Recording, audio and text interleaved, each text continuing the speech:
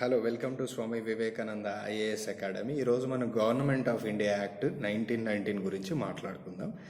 ఈ government of India act రాకముందు, అంటే దీని గురించి మొట్టమొదటిసారిగా 28 ఆగస్టు 1970లో బ్రిటిష్ ప్రభుత్వం ఏం చెప్పిందంటే, మేము క్రమంగా మేము బాధ్యతాయుత ప్రభుత్వాన్ని భారతదేశంలో ఏర్పాటు చేస్తామని చెప్పడం జరిగింది. అందుకు అనుగుణంగానే ఈ గవర్నమెంట్ ఆఫ్ ఇండియా యాక్ట్ 1919ని తేవడం జరిగింది. ఆ తర్వాత ఇది 1921లో నుంచి అమల్లోకి వచ్చింది.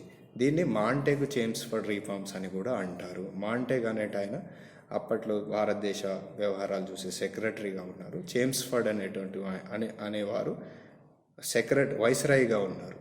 వైస్రాయిగా ఉన్నారు. అయితే అందుకే వీటిని మాంటేగ్ చేమ్స్ఫర్డ్ రిఫార్మ్స్ అని పిలుస్తారు. 1909లో వచ్చినవేమో మింటో మార్లే రిఫార్మ్స్, ప్రస్తుతం వచ్చినవేమో మాంటేగ్ చేమ్స్ఫర్డ్ రిఫార్మ్స్.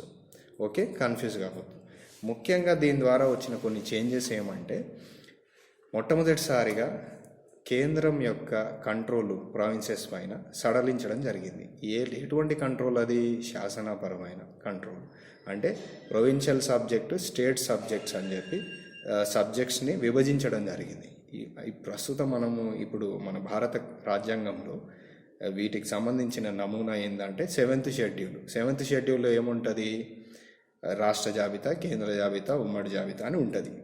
అంటే ఉమ్మడి జాబితాలోని ఏదైనా అంశాలు ఉంటాయి కదా, వాటిపైన చట్టం చేసే అధికారం పార్లమెంట్కి ఉంటుంది. ఫర్ ఎగ్జాంపుల్ తపాలా శాఖకు సంబంధించిన ఏమైనా చట్టాలు చేయాలంటే పార్లమెంట్ చేస్తుంది. ఫర్ ఎగ్జాంపుల్ రాష్ట్ర జాబితాల్లో మనం ఇది పోలీస్ శాఖ ఉందనుకుందాం.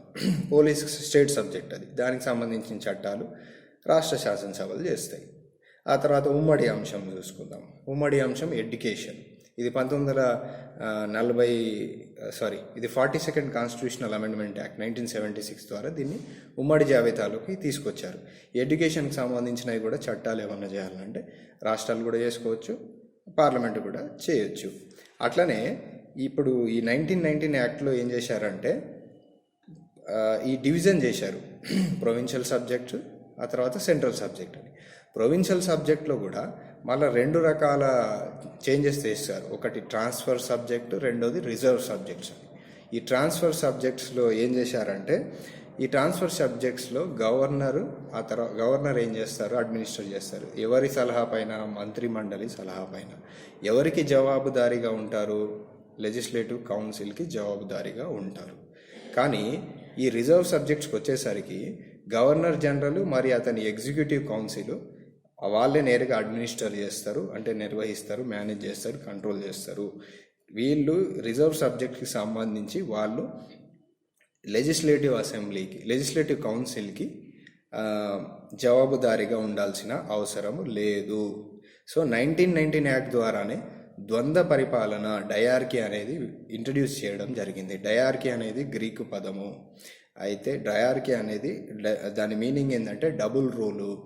ఓకే, బైకామరల్ సిస్టమ్ కూడా ఈ 1919 యాక్ట్ ద్వారా ఇంట్రడ్యూస్ చేశారు. బైకామరల్ సిస్టమ్ అంటే 2 సభల పద్ధతి.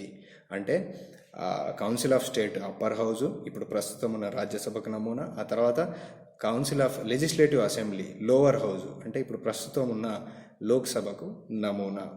ఈ చేంజ్ కూడా ఇది చాలా ఇంపార్టెంట్. డయార్కీ 1919 యాక్ట్ ద్వారా ఇంట్రడ్యూస్ చేశారు.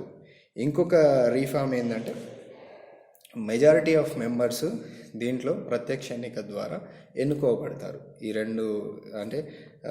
రెండు హౌజెస్కి. ఇంకో చేంజ్ ఏం చేశారంటే, 6 సభ్యులు వైస్రాయి ఎగ్జిక్యూటివ్ కౌన్సిల్లోని 6 సభ్యులు ఉంటే దాంట్లో ఒక కమాండర్ ఇన్ చీఫ్ పదవికి తప్ప కనీసం 3 భారతీయులై ఉండాలని చెప్పింది కూడా 1919 యాక్ట్ ద్వారానే.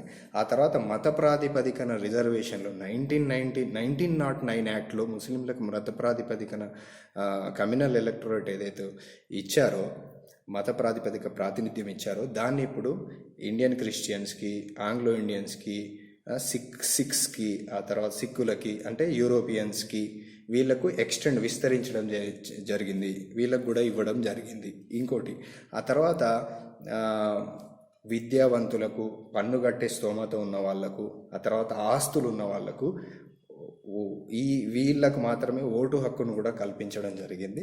ఆ తర్వాత పబ్లిక్ సర్వీస్ కమిషన్ను కూడా ఈ చట్టం ద్వారానే ఇది చాలా ఇంపార్టెంట్, 1919 యాక్ట్ ద్వారానే తీసుకురావడం జరిగింది. అందుకు అనుగుణంగానే మొట్టమొదటిసారిగా సెంట్రల్ పబ్లిక్ సర్వీస్ కమిషన్ని 1926లో ఇంట్రడ్యూస్ చేయడం జరిగింది. ఇది చాలా ఇంపార్టెంట్. ఇప్పుడు ప్రస్తుతం ఉన్న యూపీఎస్సీ లాంటి అప్పుడు సెంట్రల్ పబ్లిక్ సర్వీస్ కమిషన్ తీసుకురావడం జరిగింది. తర్వాత హై కమిషనర్ ఆఫ్ ఇండియా అనే ఆఫీస్ కూడా లండన్లో క్రియేట్ చేయడం జరిగింది. సెక్రటరీ ఆఫ్ స్టేట్ ఫర్ ఇండియాకి సంబంధించి భారతదేశ వ్యవహారాలు చూసే కార్యదర్శి గారికి విధుల్లో నుంచి కొన్ని విధులు ఈ హై కమిషనర్ ఆఫ్ ఇండియాకి లండన్లో ఆఫీస్ ఎస్టాబ్లిష్ చేసి ఆయనకు అప్పగించడం జరిగింది. ఆ తర్వాత మొట్టమొదటిసారిగా సెంట్రల్ బడ్జెట్ని ప్రొవిన్షియల్ బడ్జెట్ని వేరువేరుగా చేయడం జరిగింది. అంటే ఇప్పుడు రాష్ట్రాలు వాళ్ళకు సెపరేట్గా వాళ్ళ ఓన్ బడ్జెట్స్ని వాళ్ళు పాస్ చేసుకోగలుగుతారు. అంటే ప్రొవిన్సెస్కి మొట్టమొదటిసారిగా బడ్జెట్స్కి అవకాశం కల్పించడం జరిగింది. ఆ తర్వాత దీనికి అనుగుణంగానే అంటే ఈ 1919 యాక్ట్ యొక్క పనితీరు, అంటే ఈ సంస్కరణల యొక్క ఫలితాలు ఏంది అని చెప్పి ఎస్టిమేట్ చేయడానికి 1919 నుంచి 10 సంవత్సరాల తర్వాత అంటే 1929లో ఒక స్టాట్యుటరీ కమిషన్ తీసుకురావాలని చెప్పి చెప్పడం జరిగింది.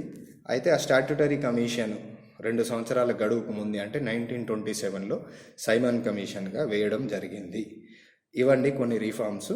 మనం నెక్స్ట్ వీడియోలో సైమన్ కమిషన్ గురించి మాట్లాడుకుందాం. జై హింద్.